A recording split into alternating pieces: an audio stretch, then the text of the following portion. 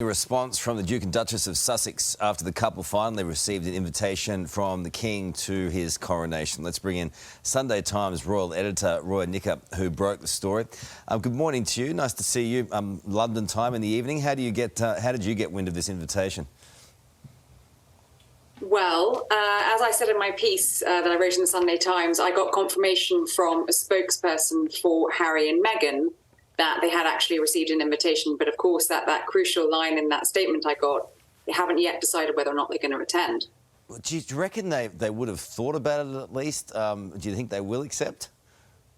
I think they'll have given it an enormous amount of thought before actually getting the invitation. This has been, you know, at the heart of so much coverage over the last few months, ever since the date for the coronation was announced last year.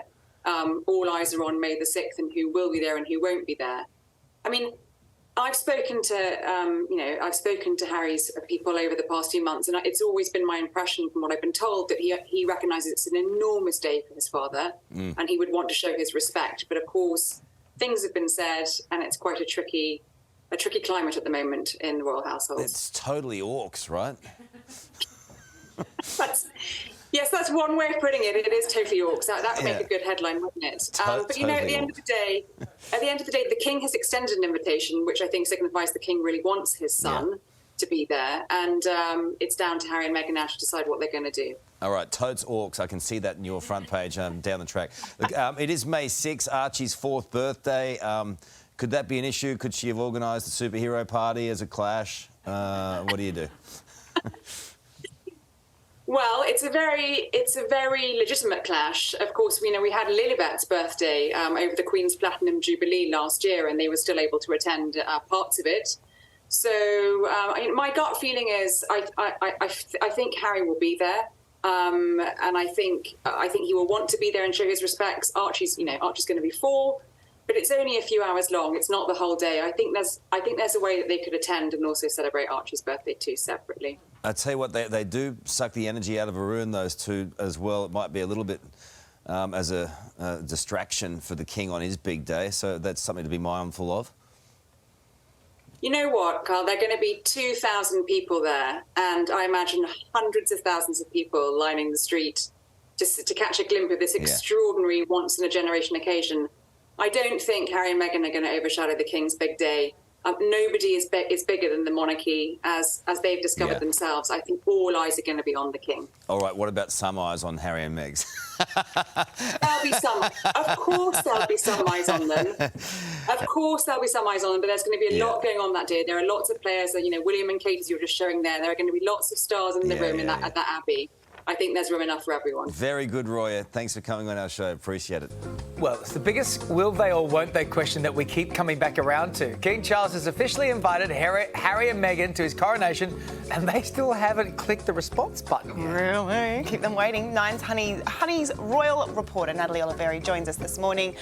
What is the latest, Nat? Have we got an update? Good morning. Well, we've actually reached out to the Sussexes for comment over whether they're going to attend the coronation. There's been no response yet. Oh, I thought you were going to say we've reached out to the King to see when is he going to respond. Haven't actually emailed King Charles yet, but, you know, that's next. But look, Harry and Meghan, we were always expecting them to be invited, so I guess that's not really a surprise.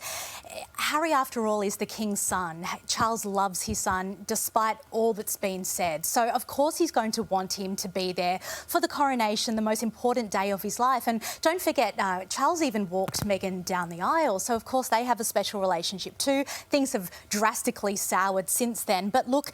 Well, didn't Dad just kick them out of Frogmore Cottage? He has, but that lease isn't expected to expire until the end of May. So technically they could stay at Frogmore Cottage during the King's coronation. There's been a lot of talk about the date being Archie's birthday. Like the Jubilee last year, they could host a birthday party for Archie at Frogmore like they did with Lilibet and still attend the coronation because, you know, the ceremony is only a few hours. It's not an all-day thing. They could do both, but look, and then pack up their things. Then, yeah, I think it's going to be like a fly-in, fly-out visit like we saw during the Platinum Jubilee. So, All right, I want to go into this because Chris Rock dropped his Netflix special and he didn't miss with Will and Jada, but he also hit up Meghan Markle as well.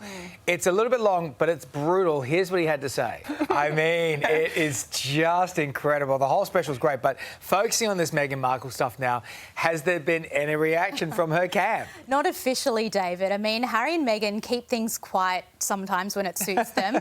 They did actually comment on the South Park thing a few weeks ago, but they didn't really comment on the episode itself. They were really just denying that they were taking legal action. Friends say that the Duchess wasn't very happy about that portrayal, so I can't imagine she'd be too happy about Chris Rock's take on the situation. I think after a certain period of time, you've got to accept that, you know, this sort of comedy is a form of flattery. Yeah, well, that's the thing. Like, if you're parodied on South Park, it means you've made it, right? Because they poke fun at everyone. Yeah. So, but look, hopefully Meghan's having a bit of a laugh. Hopefully she's got a sense of humour deep down there.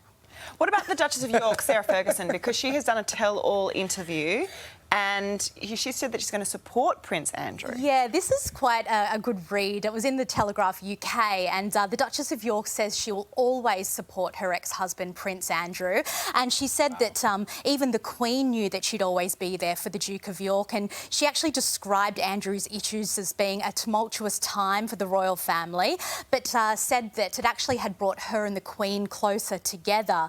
She then expressed sadness that Her Majesty wasn't able to help anymore because she's obviously passed, and she said that when Andrew went through a tough time, she was always able to take the problem to the Queen, to the boss, as she called it, but says that she's no longer able to do that. So I guess it sort of gives an insight into King Charles's relationship with his brother and also the Duchess of York there. Also, the way to go infantilising, you know, the Duke of York here. You know, he's like, he bears no responsibility for anything and everyone's just going to stand by him and Mummy's not around to fix the problem. She didn't go into detail about that sex abuse claim. She also didn't speak about the Frogmore Cottage house swap situation. She refused to speak about that. But what I found interesting, she sort of touched on the Harry and Meghan situation, and she said that no one wants to see a grumpy princess. Now, she was actually speaking about the advice she gives to her two daughters, Princess Eugenie, Princess Beatrice, telling them to always step outside with a smile on your face. Don't let people see, you know, any problems. Be happy all the time. No one wants to see a grumpy princess. And the journalist then asked, well, are you actually referring to Meghan? And then she went on to say that, you know, she doesn't really know Meghan that well, but I'm a big South Park fan. Had a good laugh about that. Thanks, Nat. Great to see you. Thank you, Nat. A response from the Duke and Duchess of Sussex after the couple finally received an invitation from the King to his coronation. Let's bring in Sunday Times royal editor Roya Nikkhah, who broke the story. Good morning to you. Nice to see you. London time in the evening. How did you get wind of this invitation? Well, as I said in my piece that I wrote in the Sunday Times, I got confirmation from a spokesperson for Harry and Meghan that they had actually received an invitation. But of course, that crucial line in that statement I got, they haven't yet decided whether or not they're going to attend. Do you reckon they would have thought about it at least? Do you think they will accept? I think they'll have given it an enormous amount of thought before actually getting the invitation. This has been, you know, at the heart of so much coverage over the last few months, ever since the date for the coronation was announced last year. All eyes are on May the 6th and who will be there and who won't be there. Hey there, Today fans. Sarah and... What's my name again? Oh my goodness, Carl. Hey, thanks for watching our YouTube channel, though. Subscribe now for more news, special reports and amazing Aussie stories. And Carl misbehaving, Whoa, of course. That never happens. Always happens. What's she talking about?